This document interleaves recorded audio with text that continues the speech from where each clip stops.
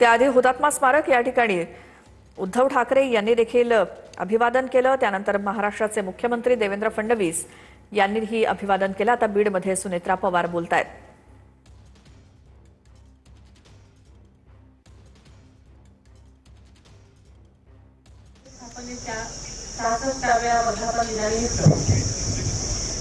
या ठिकाणी आपण सर्वांना राज्यातल्या देशातल्या जगभरातल्या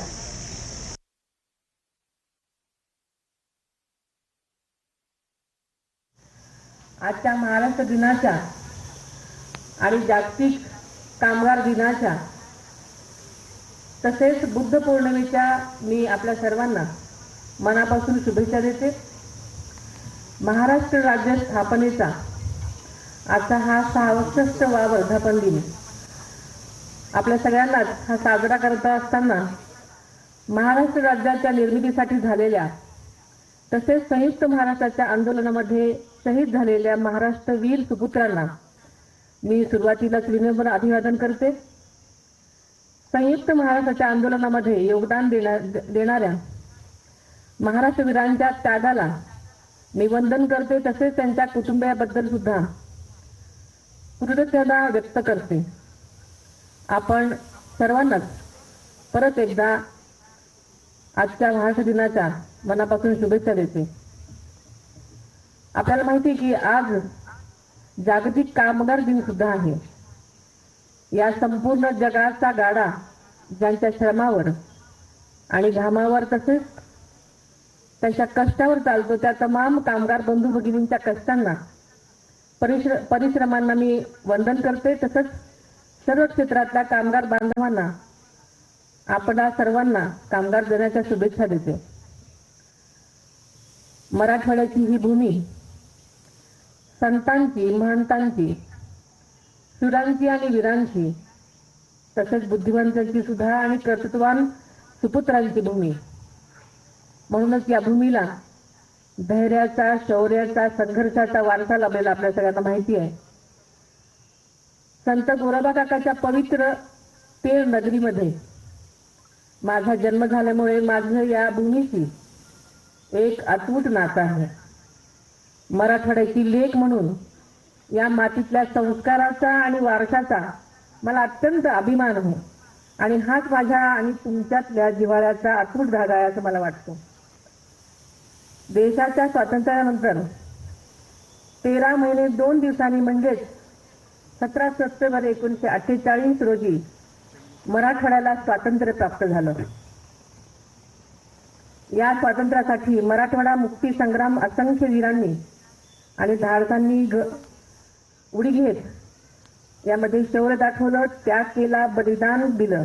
या सर्व महान योद्ध्यांच्या बलिदानाचं मी आज स्मरण करते।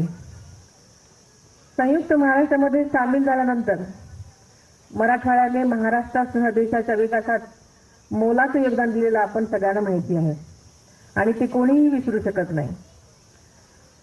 बीड जिल्ह्याचे पालकमंत्री आणि उपमुख्यमंत्री म्हणून आदरणीय अजितदादांनी जिल्ह्याच्या सर्वांगीण विकासासाठी अनेक ऐतिहासिक आणि लोकाभिमुख निर्णय घेतले आणि तेही अत्यंत कमी वेळामध्ये। बीड जिल्ह्याचा चेहरामोहरा बदलण्याचा त्यांनी मनामध्ये संकल्प केला होता।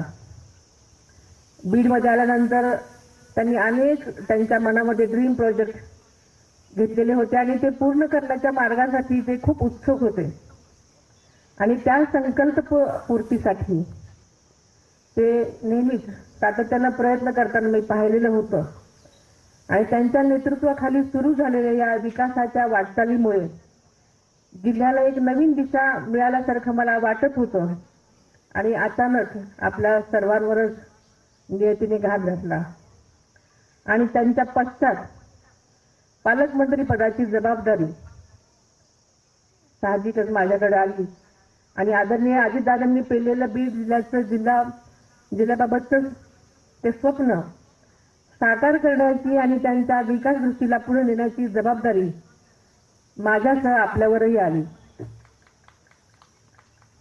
महाराष्ट्र दिनाच्या या मंगल दिनी आपण सर्वजण एकत्र येऊन विकसित सक्षम आणि आत्मनिर्भर बीड जिल्हा घडवण्याचा संकल्प करूया असं मी आपल्या सुरुवातीलाच सगळ्यांना आवाहन करते.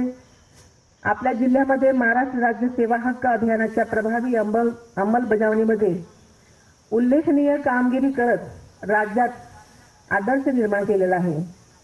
जिल्हाधिकारी श्री विवेक जॉन्सन यांच्या नेतृत्वाखाली 90.13% सेवा निर्धारित कालावधीमध्ये देत कार्यक्षमतेचा उच्चांक गाठला आणि या कामगिरीबद्दल आपल्या जिल्हाधिकाऱ्यांचा राज्याच्या मुख्य सचिवांच्या हस्ते मागच्या 2 दिवसापूर्वीच मुंबईमध्ये विशेष सन्मान करण्यात आला. $1 trillion